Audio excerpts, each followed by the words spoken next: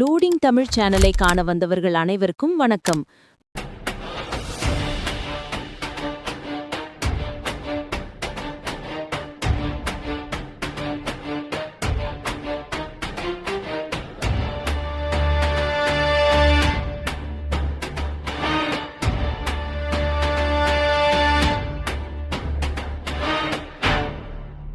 இந்திய சுதந்திரப் போரில் ஆண்களின் பங்களிப்பு எவ்வளவு அளப்பெரியதோ அதற்கு துளியும் குறைவில்லாதது பெண்களின் பங்களிப்பு.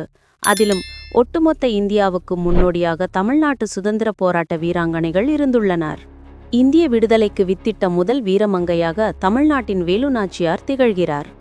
ஆனால் வட இந்தியாவில் ஜான்சி பகுதி ராணியாக இருந்த லக்ஷ்மிபாய் பிரிட்டிஷாரை எதிர்த்து போரிட்டது இந்திய அளவில் கொண்டாடப்படும் நிலையில் ஜான்சி ராணிக்கு 100 ஆண்டுகளுக்கு முன்பு வாழ்ந்த வேலு நாச்சியார் அவர்களின் வீர வரலாற்றை இப்பதிவில் காண்போம். ராமநாதபுரத்தை ஆண்டு வந்த மன்னர் செல்லமுத்து விஜய ரகுநாத சேதுபதி சக்கந்தி முத்தாத்தாள் தம்பதியினருக்கு ஒரே மகளாக 1730 ஆண்டு ஜனவரி 3ஆம் தேதி பிறந்தார் வேலு நாச்சியார். ஒரே மகளாக இருந்தாலும் ஆண் வாரிசு இல்லாத குறையை போக்கும் வகையில் அறிவிலும் வீரத்திலும் தலை சிறந்து எதற்கும் அஞ்சாத பெண்ணாக நெஞ்சுரமும் கொண்டவராக திகழ்ந்தார்.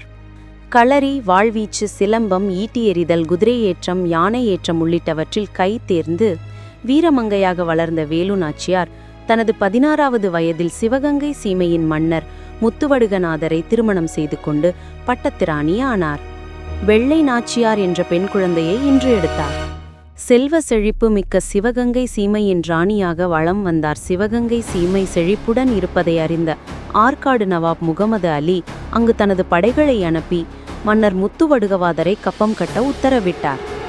முத்துவடுகநாதர் கப்பம் கட்ட மறுக்கவே பிரிட்டிஷ் படையினரின் உதவியுடன் போர் தொடுத்தான் நவாப் அலி. காளையார் கோவிலில் வழிபாடு நடத்தி கொண்டிருந்த முத்துவடுகநாதரை திடீரென்று சுற்றி வளைத்து தாக்குதல் நடத்தினான். மன்னர் முத்துவடுகநாதரும் அவரது படை வீரர்களும் உயிர் மாண்டனர்.